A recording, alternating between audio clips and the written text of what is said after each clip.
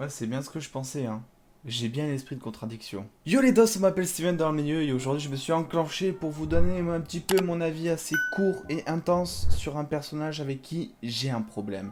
Alors on va pas parler de Star-Lord, ni d'Iron Man, ni de Spider-Man, on va parler de Captain America. Oui, je suis un génie. J'ai un énorme souci avec le personnage de Captain America, les dos. Souci qui a d'ailleurs duré jusqu'à la fin de Avengers Endgame, donc jusqu'à en gros ce que le personnage ne soit plus présent dans le MCU, c'est super.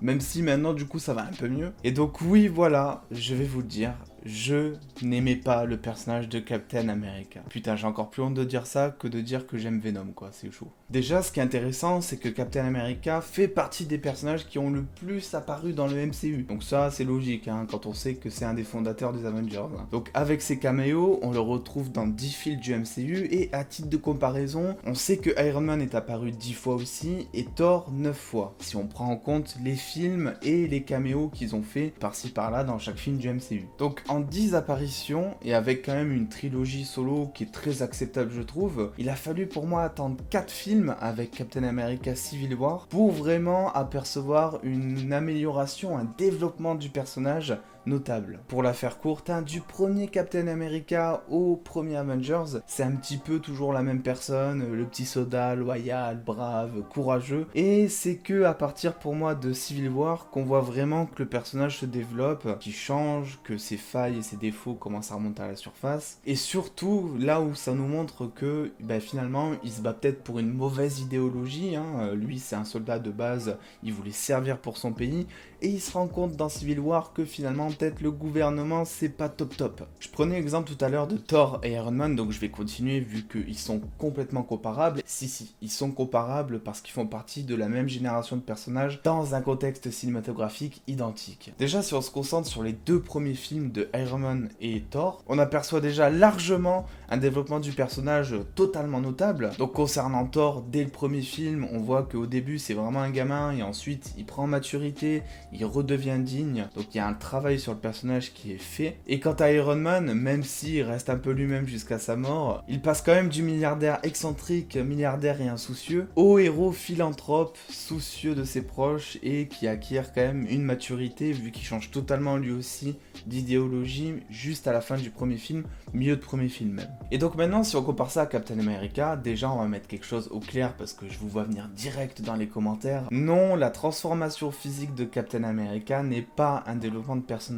Ça l'aurait été si, durant sa prise de stéroïdes, il avait changé de comportement, de psychologie, d'idées, vous voyez. Sauf que avant sa transformation, il voulait déjà se consacrer totalement à l'univers de l'armée, servir son pays et tout ça. Et après sa transformation, il veut toujours. Donc il n'y a aucune différence entre avant et après. Et puis bon aussi, si on considère qu'une transformation physique rentre dans le développement de personnage, je peux vous dire que Groot c'est peut-être le personnage le plus développé du MCU alors. Donc ça selon moi c'était les idées logiques qui font que Captain America j'ai pas trop accroché, hein. Déjà il était pas trop développé de base et moi ça m'embêtait. Ensuite passons donc au goût. Contrairement donc au bon vieux cul de l'Amérique, je trouve que le personnage est assez plat en fait. Ce qu'ils mettent en avant dans Captain America durant tous les films et surtout durant les premiers films, j'ai remarqué, c'est sa loyauté, sa bravoure, son courage, des choses comme ça qui au fond caractérisent tous les héros ou devraient caractériser tous les héros à la Superman et tout. Et le souci selon moi c'est que c'est pas quelque chose qui a crevé à l'écran comparé aux comics où on voit clairement que Captain America est assez différent de ses collègues Avengers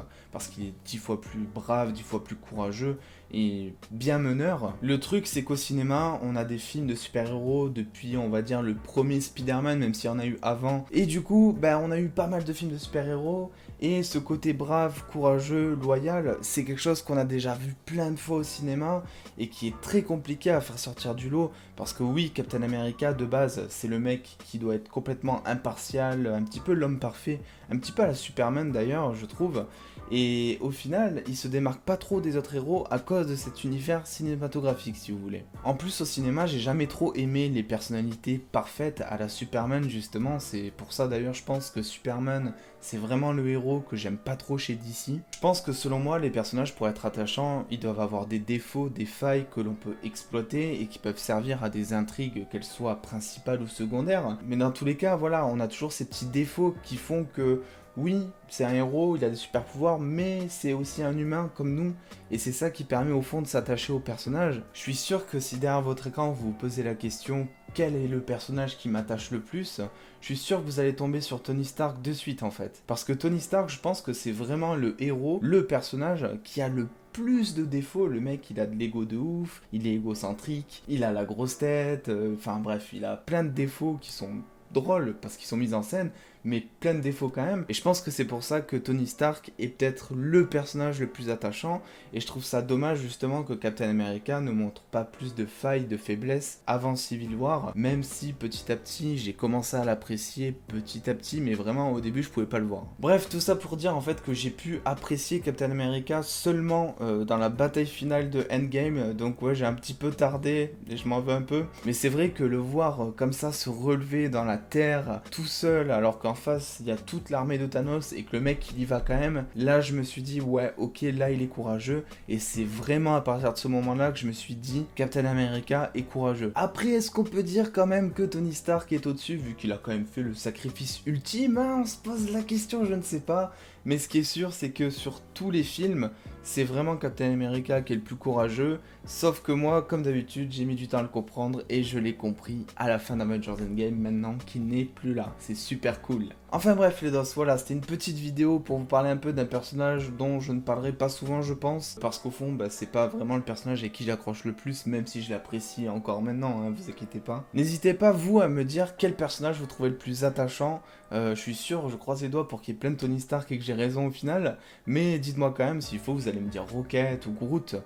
C'est vrai que moi je suis parti plus sur des personnages principaux, vu que les personnages principaux ont eu le droit à des films solo et donc sont plus développés que Groot par exemple, ou Drax. Même si Drax ça peut être compliqué de développer au fond. N'hésitez pas à lâcher un gros pouce bleu dans l'algorithme bien profond de YouTube, on se retrouve très vite sur Instagram et sur Twitter, n'hésitez pas à venir faire un tour aussi. Et en attendant les dos, je vous fais des bisous les dos.